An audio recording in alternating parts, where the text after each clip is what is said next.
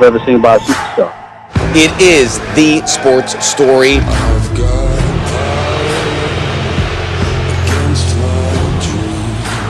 We live in this world where either you're a villain or you're a superhero. Way outside, delivers! A dazzling display. The back-to-back NBA Finals MVP, Kevin Durant. Kevin Durant's at that place where the all-time greats get the crossroads of physical and mental superiority. Durant goes down holding his leg. Right away, he knew it. He's a good teammate, a good person. It's not fair. How devastating is this injury to Durant's career? I know who I am. I'm Kevin Durant. This just in to SportsCenter, according to Adrian Wojnarowski and Ramona Shelburne. Free agent stars Kevin Durant and Kawhi Leonard have been discussing scenarios that could include a future with them playing together. Two clear possibilities, according to Woj and Ramona, for them to sign with the same franchise, the Clippers and the Knicks. Yo, Adrian, as he joins us now, what are we to read into this, and what sort of details and flavor can you offer? Well, listen, when you have great players like this out in the marketplace, no matter how close they might be, they're going to interact about the different scenarios that are available to them.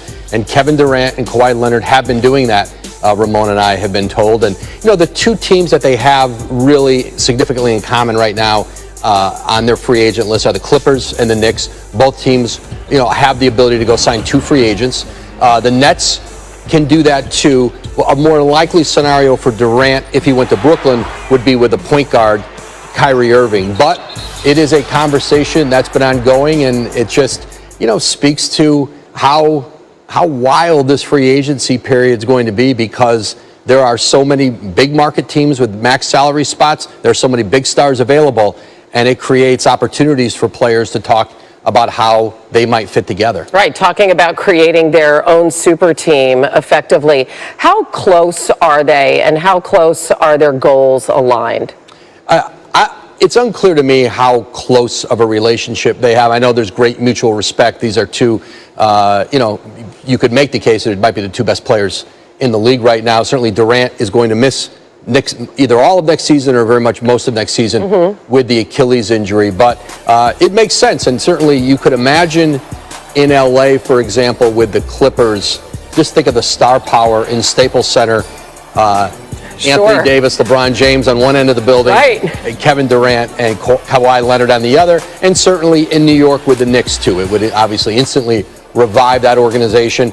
But I think especially here's the thing with both of these players though. I think they're both fiercely independent guys. I think they're going to make a decision based on what they want. I think Kawhi Leonard, they both won championships. They've both been final MVPs.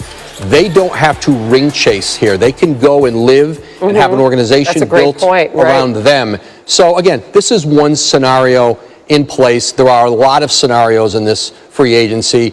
I wouldn't read too much into it that, hey, this is inevitable. It's not. But if you're Kawhi Leonard and you're Kevin Durant, of course you're having these conversations. Well, and you said that neither of them has anything to prove, but is there a sense that neither of them wants to be the guy alone, that perhaps going into this with somebody else takes the pressure off? Well, I think players of that caliber understand you can't win without other great players. And I think, you know, Kawhi Leonard did it a little differently. Now he was on a great San Antonio team, but certainly some of their stars were a little more on the back end of their career when they beat Miami, and then in Toronto, a very talented team, but he was the guy.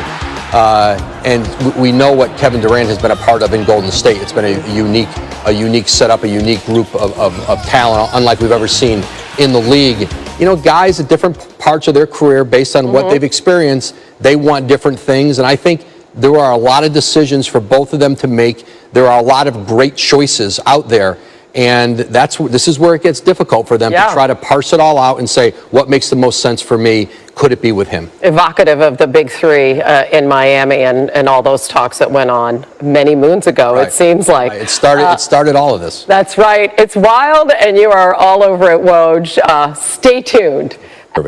How should Brooklyn approach these meetings? Well, I think they're both different here. Now, we'll start with Kevin Durant. Here's a player that will likely be out for most of the 2019-20 season. Your pitch to Durant is about 2020 as far as how the roster is going to shape out, if it is a player like Kyrie Irving that is going to join, and how this team can be built out. Remember, Durant will be there for another 3 years, and as far as how they can sustain it, remember, they've got a nice young core with Karis LeVert, Spencer Dinwiddie, Jared Allen. They've got some future draft picks down the road, and they've got the flexibility there. And the other thing is that they've got a wild card. They've got Dr. Martin O'Malley, who is the Nets team doctor, who did the Achilles on Kevin Durant here. And so there is that familiarity there. And I think with Kyrie, it's a little bit of both. It's about now, 2019, and also the future. And I can't be starred, you are, get out my way. I gotta win, act like I'm not the one on the top. We've been in before, you know what I did. I'm on my job, I'm doing my thing. I flex on you boys, I do it again. They said whatever, and I don't do talking, you should score. I'm going in, I can't be starred, you are, get out my way. I gotta win, act like I'm not the one on the top. We've been in before, you know what I did. I'm on my job, I'm doing my thing. I flex on you boys, I do it again. They said whatever, and I don't do talking, you should score. I'm going in. KD, Kawhi, Kyrie, Klay, Kemba. The main event in free agency. Teams are free to conduct meetings and make offers starting tomorrow at 6 Eastern. But don't sleep on the undercard. No, stay very woke. Dynasties have been built on finding diamonds in the rough. Here's a look at what free agents are under the radar and how they compare to current and past big-name free agents. We saw it in 2010 with LeBron. This is going to be fun to watch. And in 2016 with KD. It's Golden State for Durant. Just 3 years later, the landscape of the NBA will likely be transformed again by free agency. Kyrie, Kemba, Kawhi. A major competition for multiple free agents. Several teams were in a position to make a run at the stars, including the Knicks, Nets, and Clippers, who all have paths to 2 max free agent slots. But free agency isn't just about the stars. It's also about finding value. There are 2 free agents in this summer's class that ranked in the top 10 in real plus-minus, which estimates on-court impact measured in points differential per 100 possessions. Those players? Not Kyrie Irving, Kawhi Leonard, or Kemba Walker.